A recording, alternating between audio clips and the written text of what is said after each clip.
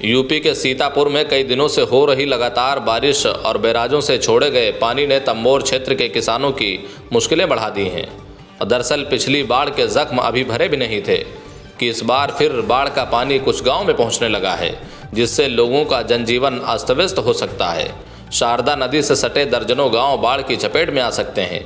वहीं खेतों में खड़ी फसलें पानी में डूबने लगी हैं, जिससे किसानों के माथे पर चिंता की लकीरें गहरा गई हैं।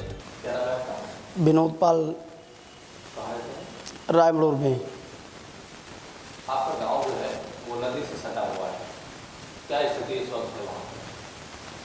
हमारा गांव रायमड़ोर तो बाढ़ की चपेट में ही है, कटान की चपेट में है। और मैं एक कटान रोको संघर्ष मोर्चा के साथ काम करता हूं।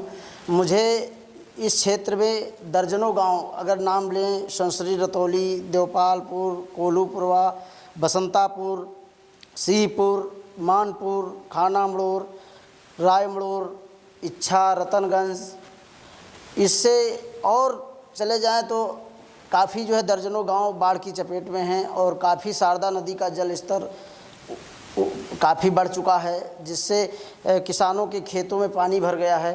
काफ़ी फसल तो जलमग्न हो ही गई है और लोगों में भय बना है कि अब गाँव में पानी घुसने पर है, जबकि बसंतापुर में पानी घुस चुका है और वहाँ प्राथमिक विद्यालय समेत और गांव में पानी घुसने लगा है, भर रहा है। तो जिस हिसाब से नदी का जलस्तर बढ़ रहा है लगातार, इससे क्या लग रहा है? लग रहा है कि अगर ऐसे ही तो आज रात तक पानी गाँव में घुस जाएगा, हम सबके गाँव में पानी प्रवेश करेगा अगर ऐसे ही जल स्तर बढ़ता रहा।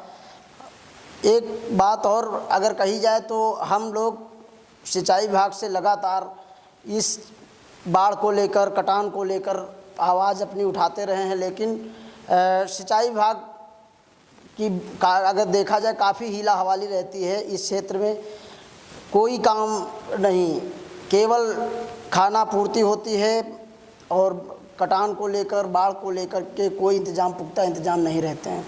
और शासन के दौरान तो लगातार ये कहा जा रहा है कि चौकियां बनाई गई हैं बाढ़ को लेकर के और लगातार अलर्ट होते हैं।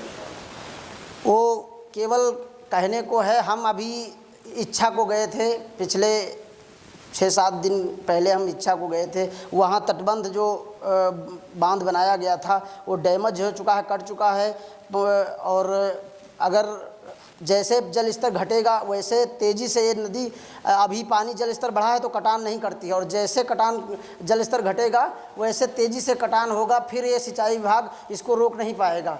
ये केवल कहते रहेंगे और केवल ये अपना अखबारों में छपाएंगे कि वहाँ इतना काम हुआ, इतने करोड़ वहाँ बजट ख़त्म हुआ, लेकिन कुछ नहीं। अगर देखा जाए ज़मीनी स्तर पर तो हमको यहाँ पर कोई मजबूती का बाढ़ से पहले कोई इंतज़ाम नहीं कर पाते हैं लोग, केवल खाना पूर्ति की होती है।